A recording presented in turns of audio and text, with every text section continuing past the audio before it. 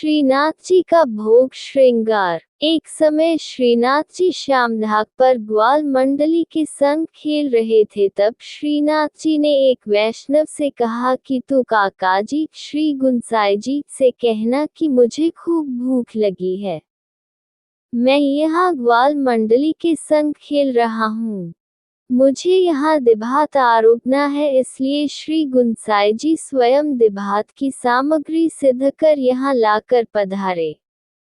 वैष्णव ने श्रीनाथ जी की आज्ञा श्री गुंसाई जी से कही।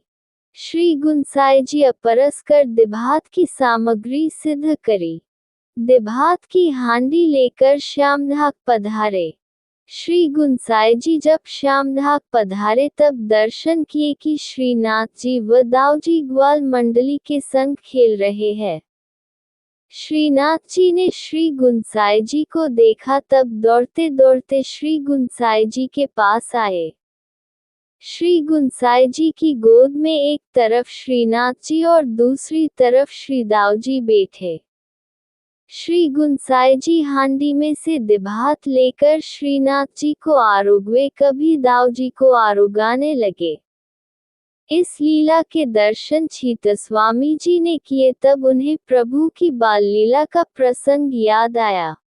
यहाँ से आरोगने के पश्चात प्रभु नंदालय में यशोदा मैया के पास पधारे।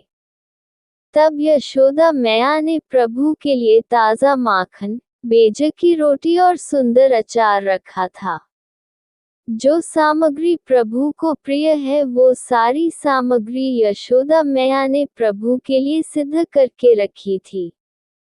यशोदा मैया प्रभु से कहे, लाला जो सामग्री तुझे प्रिय है वो सारी सामग्री सिद्ध करी है, ले आरोग ले। प्रभु कहे, मैया मुझे नहीं आरोगना, मैं कहीं और से आरोग कर आया हूँ। यशोदा मैया ने आरोगने के लिए खूब मनवार किया लेकिन प्रभु माने ही नहीं। यशोदा मैया थोड़े चिंतित हुए और विचार करने लगे कि आज लाल किनके हाथ की सामग्री आरोग के आयो है जो मेरे हाथ की सामग्री नहीं आरोगे।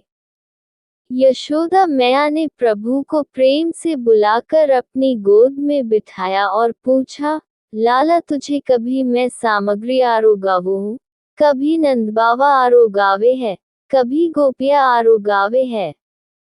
सच सच बता तुझे किसके हाथ से आरोगना सबसे अच्छा लगता है।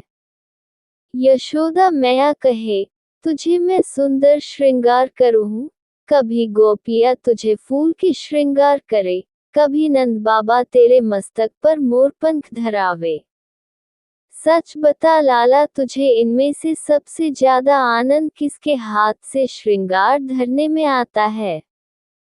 तब प्रभु कहे कि मैया मुझे तेरे हाथ का, नंद बाबा और गोपियों के हाथ का भोग और श्रृंगार तो भाता है, लेकिन एक व्यक्ति है जिनके हाथ का भोग श्रृंगार मुझे सबसे ज्यादा भाता है। यशोदा मैया ने प्रभु से कहा, ऐसा कौन है जिसके हाथ का तुझे भोग श्रृंगार सबसे ज्यादा भाता है। तब प्रभु की बात को चित्स्वामी जी ने बड़े अद्भुत तरीके से इस पद में कही।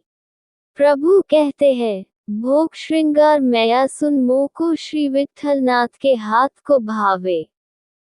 प्रभु कहते हैं कि मैया मुझे जैसा सुख श्री वल्लभ के घर में मिलता है, जैसा सुख मुझे श्री गुंसाई जी के घर में मिलता है, ऐसा सुख मुझे नंदालय में भी नहीं मिलता।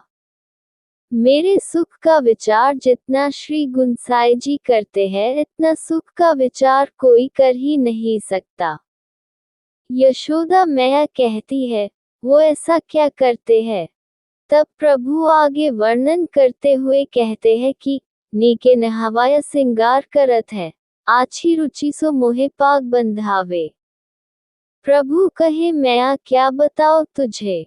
श्री गुंसाई जी सुंदर रीत से मेरे यशोगान करते करते स्नान कराते हैं। स्नान के बाद श्री गुंसाई जी स्वयं हस्त से मेरे मस्तक ऊपर पाग बांधते हैं।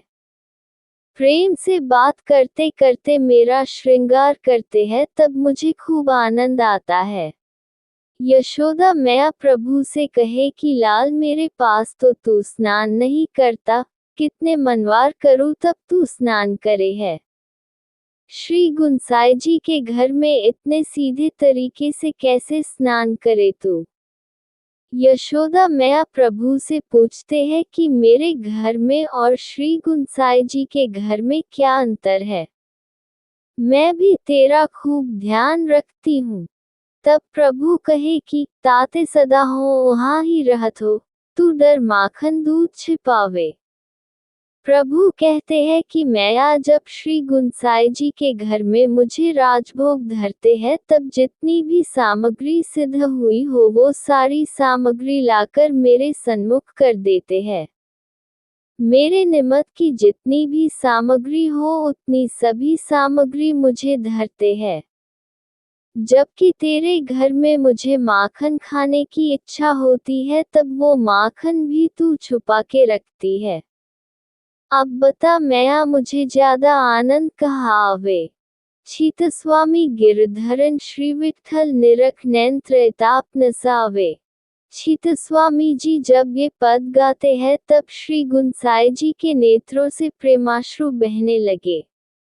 श्री गुंसाई जी विचार करते हैं कि श्रीनाथ जी को कितना प्रेम है मुझसे, कितनी कृपा है, कितना चाहते हैं मुझको कि अपनी मैया से भी कह देते हैं कि मुझे भोग श्रृंगार तो श्री विठलनाथ के हाथ का अच्छा लगता है।